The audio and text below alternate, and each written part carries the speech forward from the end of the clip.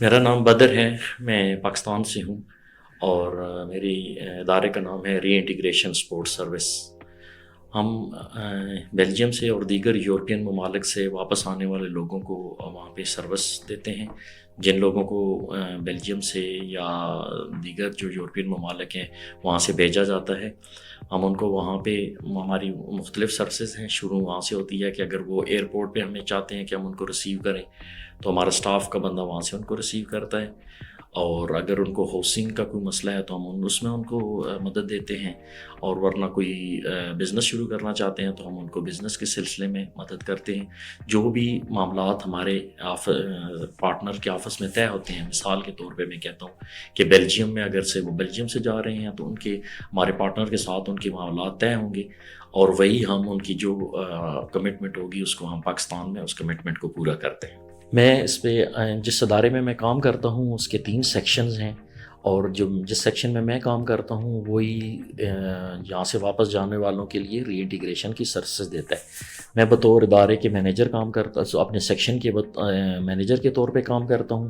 اور اس میں یہ میری سروسز یہ ہوتی ہیں کہ میں اور میری ٹیم کے لوگ جو ہیں، وہ جو واپس جانے والے لوگ ہوتے ہیں ان سے رابطے میں رہتے ہیں، اور ان کو اپنے آفس میں بلا کے یا ان کو آن لائن ہم ان سے بات چیت کرتے ہیں۔ ان کے آنے کے فوراً بعد ان سے تعارف ہوتا ہے،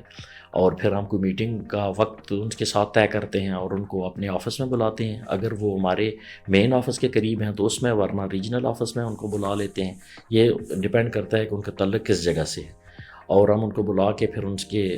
جو بھی ان کا سروسز چاہیے ہوتی ہیں اور اس کے متعلق ان سے بات چیت کرتے ہیں، اور ان کو اس کے مطابق ہم سروس دیتے ہیں۔ یہ اس کا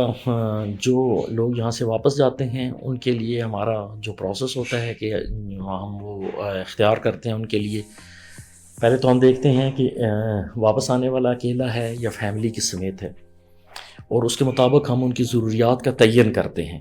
اور جب ان کی ضروریات کا ہمیں پتہ چلتا ہے کیا ان کو کوئی نفسیاتی طور پہ مدد کی ضرورت ہے، ان کو کوئی سماجی طور پہ مدد کی ضرورت ہے، ان کو کوئی میڈیکل کے سے متعلق ہماری مدد کی ضرورت ہے، یا وہ بزنس کے لیے جو پلان بنانا چاہتے ہیں اس کے لیے مدد کی ضرورت ہے، جب ہمیں ان کی ضرورت کا تعین ہو جاتا ہے تو پھر اس کے بعد ہم ان کی اس کے مطابق ان کو سروس دیتے ہیں۔ ایک اور بہت ہی اہم نقطہ ہے کہ لوگ واپس آ کے کیا کام شروع کرتے ہیں، یہ بڑی ایک اہم چیز ہے، اور اس میں اس طرح مختلف قسم کے کاروبار ہوتے ہیں۔ جس طرح میں نے یہ کہوں گا کہ مائکرو بزنس کے لیے مختلف کاروبار ہیں، لیکن زیادہ لوگ ہیں جو جس میں کامیاب ہوتے ہیں اس میں موبائل فون کا کاروبار ہے، اس میں ٹیکسی اگر لے کے چلائی جائے وہ کامیاب کاروبار ہے، اگر لائف سٹاک فارمنگ کی جائے یہ بھی ایک کامیاب کاروبار ہے، یا کسی چلتے ہوئے کاروبار میں پیسے لگائے جائیں یہ کامیاب کاروبار ہے۔ ہمارا یہ تجربے کے بعد ہم نے یہ چیز اخذ کی ہے کہ جتنے لوگ واپس آئے ہیں، جنہوں نے زیادہ تر یہ جو میں نے چیزیں بیان کی ہیں ان میں انہوں نے اگر انویسٹمنٹ کی ہے اور یہ رستے اختیار کیے ہیں تو اس میں سے زیادہ کامیابی ہوئی ہے۔ جو یہاں سے لوگ واپس جاتے ہیں ان کے لیے جتنا بھی بجٹ ہمارے پارٹنر یورپین ممالک میں ان کے ساتھ طے کرتے ہیں، ہم ان کو منوعاً وہی پیسے دیتے ہیں۔ اس میں سے جب یہاں سے پیسے پاکستان منتقل کیے جاتے ہیں تو بینک والے 1% اس پہ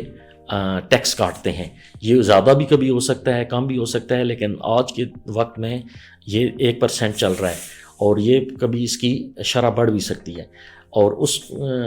کٹنگ کے بعد جتنی بھی اماؤنٹ بنتی ہے ہمارے پارٹنرز نے یہ طے کی ہوتی ہے، وہی رقم ہم